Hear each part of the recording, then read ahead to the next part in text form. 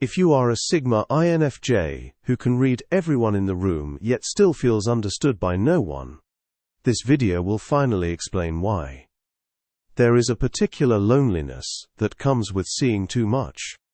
It is not the loneliness of being alone in a crowd, though that is part of it.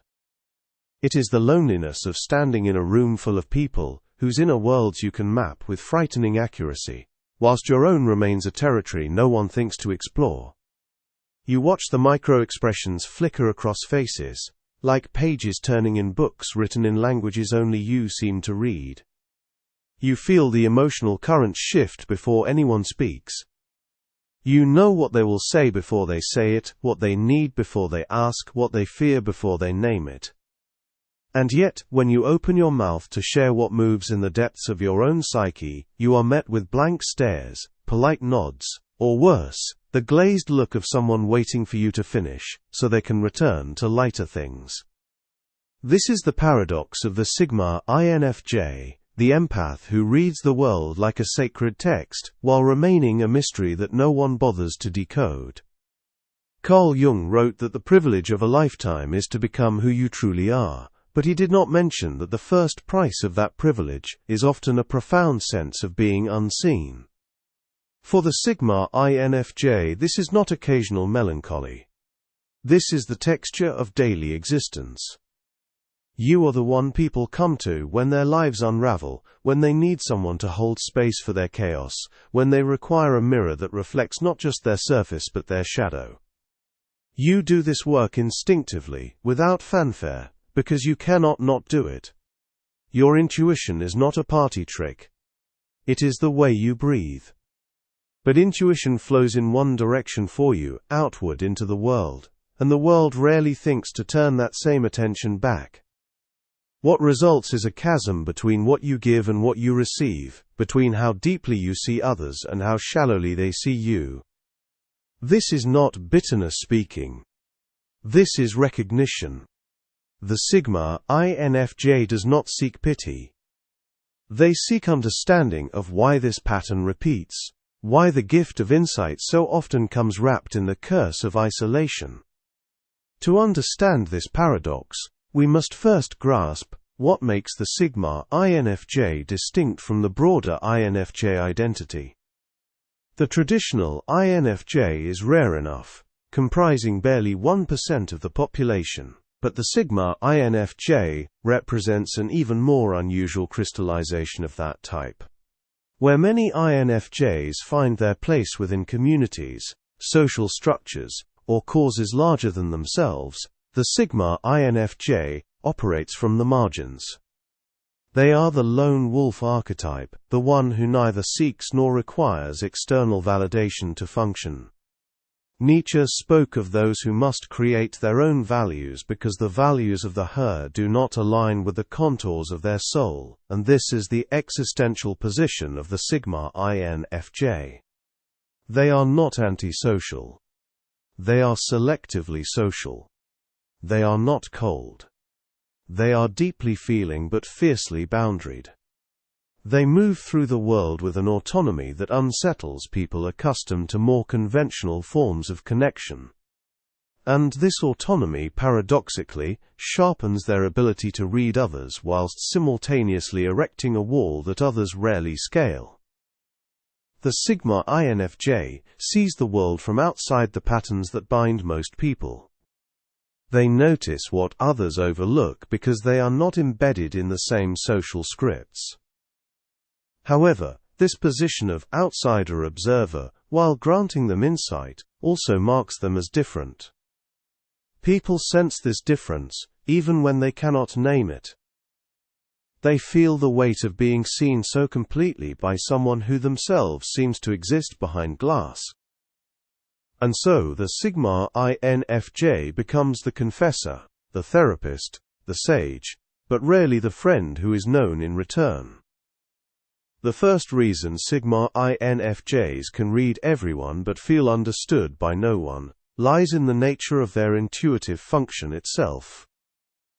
INFJs lead with introverted intuition, a cognitive function that perceives patterns, connections, and underlying meanings beneath surface reality. But in the Sigma INFJ, this function operates with an intensity that borders on the uncanny. They do not just notice body language or tone, they also consider the context. They perceive the architecture of another person's psyche, the invisible scaffolding of wounds, defenses, desires, and fears that shapes behavior. This is not guesswork. It is direct apprehension. Jung referred to this as the realm of the collective unconscious, the shared substrate of human experience, where archetypes and symbols speak louder than words. The Sigma INFJ dwells more naturally in this realm than in ordinary conversation. They sense the mythic dimensions of everyday interactions. When someone shares a bad day at work, the Sigma INFJ perceives the deeper pattern, perhaps the reenactment of a childhood wound, the terror of inadequacy, or the hunger for recognition that has followed this person through every job they have ever held. This is valuable. This is the gift. But the gift creates distance. Most people do not operate at this level of depth most of the time. They speak in the language of surfaces, and when the Sigma INFJ responds from the depths, there is a mismatch. The other person feels exposed in a way they did not consent to. They pull back. They change the subject. They smile nervously and decide, without quite knowing why, that this person is a bit intense. And the Sigma INFJ learns, again, that their natural mode of perception is not welcome in casual spaces. What deepens this isolation is that the Sigma INFJ's intuition is not symmetrical. They read others with an almost supernatural clarity, but they cannot force others to read them. Intuition is not a skill that can be taught in a single conversation. It is a way of being, cultivated over years, often through suffering, that allows one to hold complexity, without needing to collapse it into simplicity. Most people lack this capacity, not because they are unkind, but because they have not been initiated into the same depths of understanding. The Sigma INFJ has walked through their own underworld. They have faced their shadow. They have emerged with knowledge that cannot be unlearned. Plato's allegory of the cave speaks to this. The philosopher who escapes the cave and sees the sun cannot simply return and explain what they have seen. The language of the light does not translate into the language of shadows. The Sigma INFJ, having seen the light of their own psychological depths and the depths of others, returns to a world still enchanted by shadows. They try to speak. They try to share what they know. But their words land in empty air. People nod politely. People say they understand. But the Sigma INFJ feels the gap. They feel the absence of recognition. And so they stop trying. They retreat into the silence that has always, in truth, been their most reliable companion. The second reason Sigma INFJs feel understood by no one is that their inner world is extraordinarily complex and difficult to articulate. It is one thing to read others. It is another to translate the labyrinth of your own consciousness into words that another person can hold. The Sigma INFJ's interior life is layered with paradox. They are deeply compassionate, yet fiercely independent. They long for connection, yet require solitude to survive.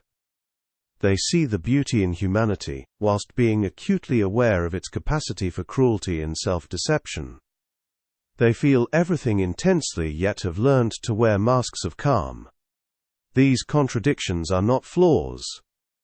They are the natural result of a psyche that refuses to simplify itself for the sake of others' comfort.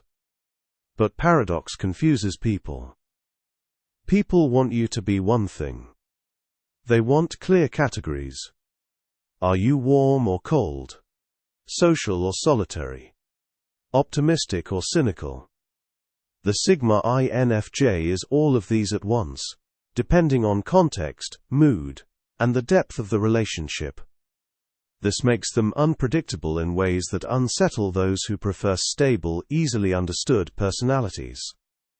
And so, when the Sigma INFJ tries to explain themselves, they find they must either oversimplify and thus misrepresent, or speak in the full complexity of their truth and therefore lose their audience. Most choose the former. They edit themselves down. They present a version of themselves that is acceptable, comprehensible, and non-threatening. But this version is not them. It is a translation that loses everything essential in the process. And so they walk through the world feeling like a book that no one reads past the first page. This difficulty of articulation is compounded by the Sigma INFJ's tendency toward abstract thought. They think in symbols, patterns, and possibilities, rather than concrete details. When they try to express what they are feeling, it often emerges as a metaphor, a philosophical musing, or a reference to myth or archetype. They might say they feel like Persephone in the underworld, caught between two worlds and belonging fully to neither. They might reference Jung's concept of individuation, the painful process of becoming whole by integrating the shadow. They might describe their loneliness as the loneliness of Cassandra, cursed to see the truth and be disbelieved. These are not pretentious affectations. These are the genuine maps of their inner terrain. But most people do not speak this language. Most people need you to say, "I feel sad," or "I feel lonely," and leave it at that. The Sigma INFJ cannot leave it at that. Sadness for them is never just sadness. It is existential. It is tied to questions of meaning, purpose, belonging, the nature of the self, and the tragedy of human disconnection. To speak truthfully, they must speak in this register. But to speak in this register is to alienate the very people they are trying to reach. And so they are caught in an impossible bind. Stay silent and remain unknown, or speak truthfully and be misunderstood. Either way, the outcome is isolation. The third reason lies in the sheer rarity of the Sigma INFJ experience. You cannot be understood by people who have never walked the path you walk. The Sigma INFJ's way of being in the world is not just uncommon. It is anomalous. They are wired differently. They process differently. They value differently. From childhood, they have felt out of step with their peers. They were the ones who preferred books to parties, depth to small talk, solitude to constant stimulation. They were often labeled as too sensitive, too serious, too much.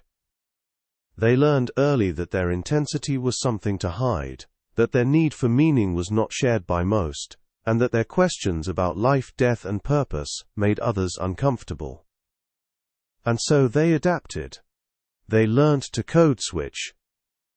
They developed personas that allowed them to navigate social spaces without revealing the full extent of their differences. But adaptation is not the same as belonging.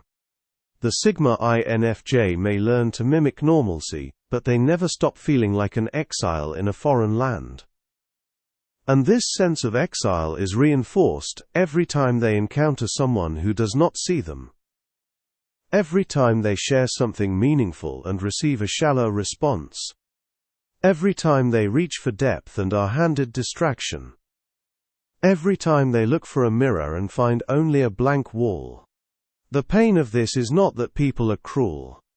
The pain is that people are oblivious. They are unaware of what they are missing. They do not realize that the Sigma INFJ sitting across from them nodding and smiling is a universe unto themselves, waiting to be explored. And because they do not realize, they do not ask. And because they do not ask, the Sigma INFJ remains unknown. This rarity also means that the Sigma INFJ rarely encounters others like themselves. Friendship and understanding often come from shared experience, from the recognition that someone else has walked the same road and come back with the same scars. But Sigma INFJs seldom find this. They meet many people who appreciate their insight, value their empathy, and rely on their counsel, but they rarely meet people who reciprocate that depth, who can hold space for the Sigma INFJ's complexity in the same way the Sigma INFJ holds space for others. When they do meet such a person, it is often transformative. The experience of being seen, truly seen, after a lifetime of invisibility, can feel like coming home after decades of wandering. But these encounters are vanishingly rare. Most Sigma INFJs go years, even decades, without meeting someone who gets them on that level. And in the absence of such a connection, they turn inward. They become their own companions. They learn to meet their own needs for understanding. This self-reliance is both a strength and a tragedy.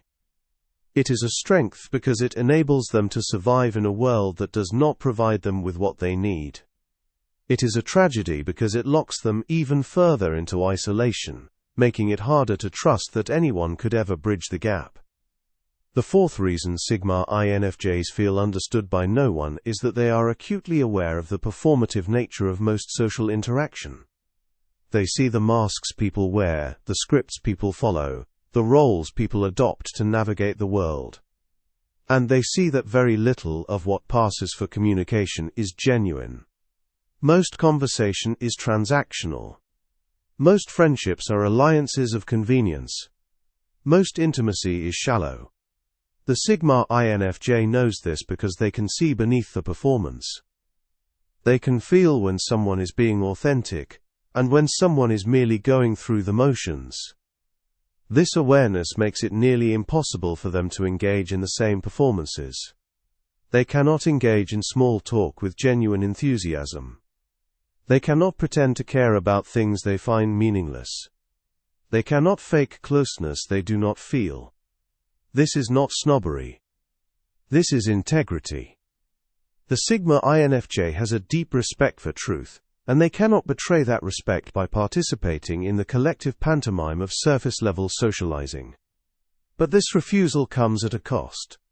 It marks them as difficult, aloof, and unapproachable.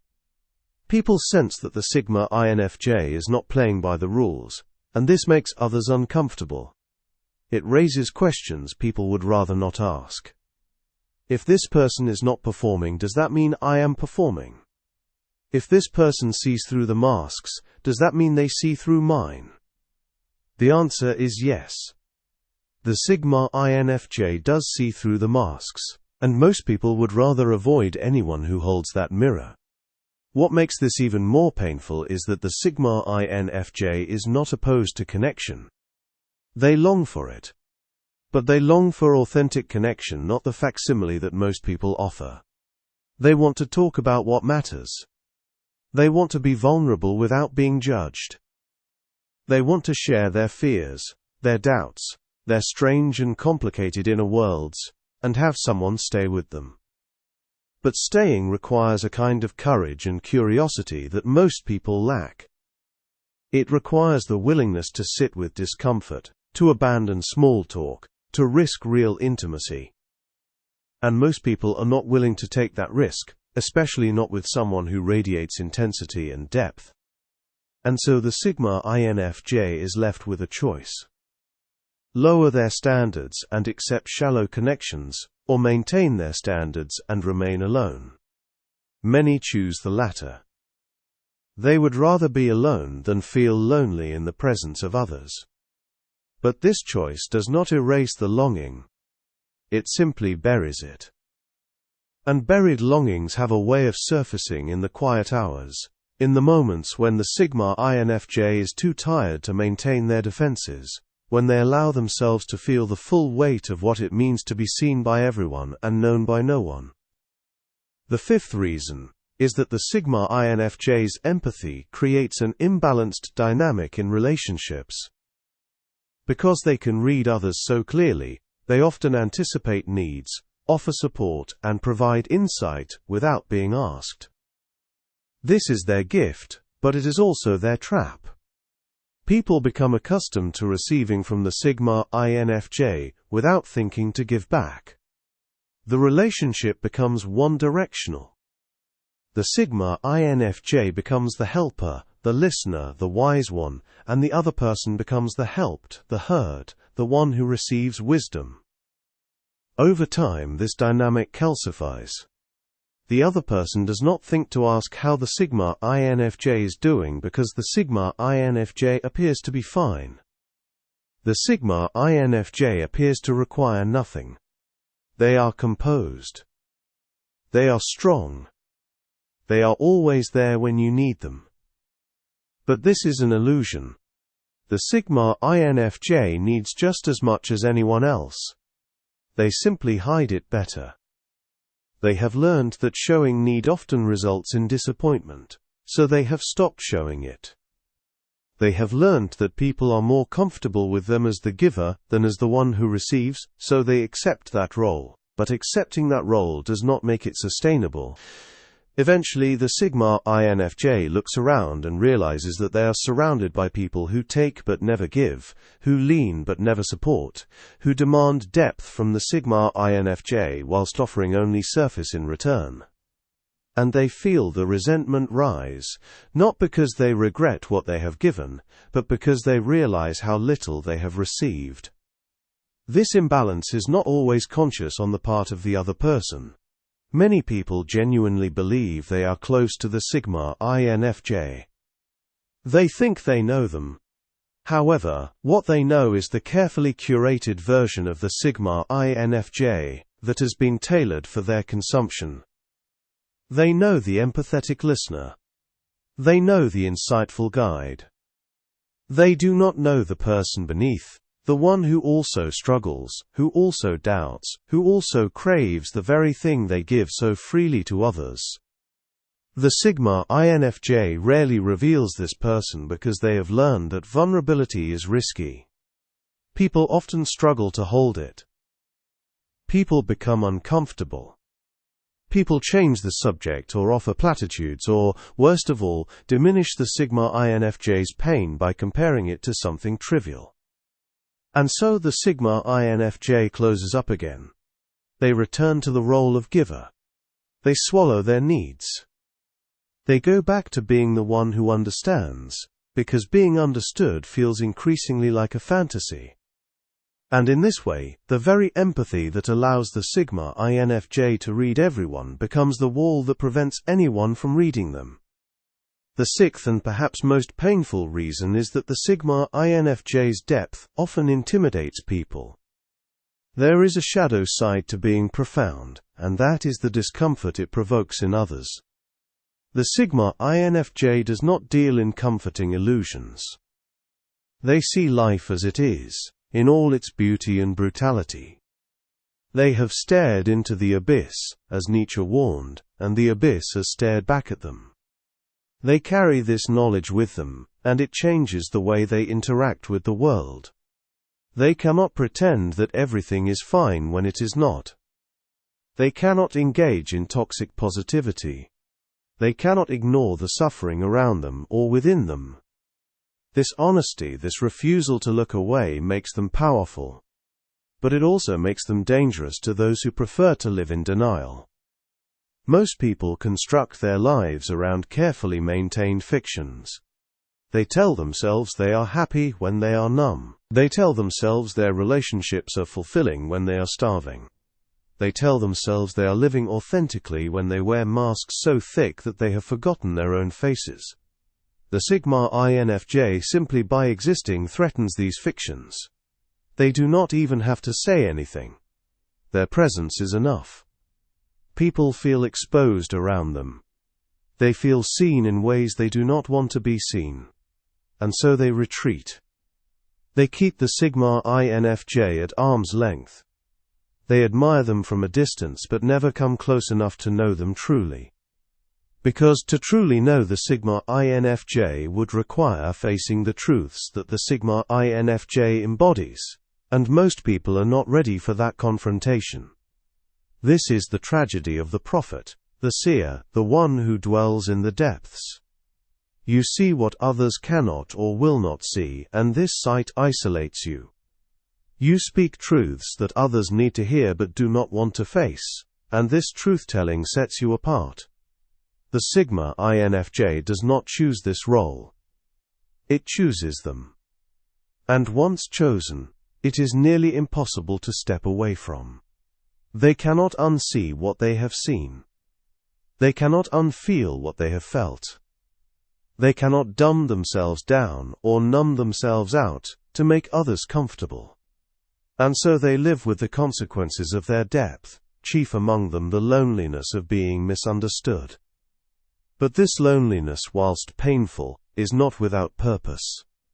Jung spoke of the individuation process, the journey toward becoming one's true self, and he made it clear that this journey is often solitary. The Sigma INFJ's loneliness is not a sign of failure. It is a sign that they are walking the path few have the courage to walk. They are doing the work of integration, of wholeness, of becoming.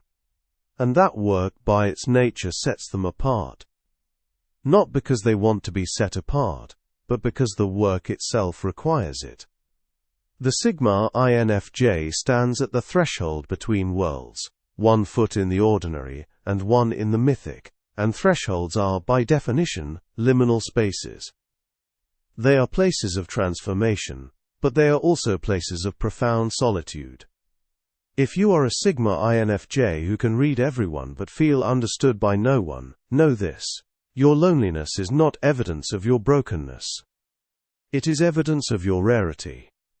You are operating at a level of depth that most people never reach, and depth, whilst it grants you insight, also distances you from those who dwell in shallower waters. This is not your fault. You did not choose to be wired this way. But you can choose how you respond. You can continue to offer your gifts, without expecting reciprocation, knowing that the act of seeing and understanding others is its own reward. You can continue to seek those rare souls who can meet you where you are, even if the search takes years. You can continue to honor the truth of your experience, even when that truth is painful. And you can know that somewhere, in the vast and lonely world, there are others like you, reading these words and recognizing themselves, feeling, perhaps for the first time, a little less alone. If this resonates with you, leave a comment below. Share your story.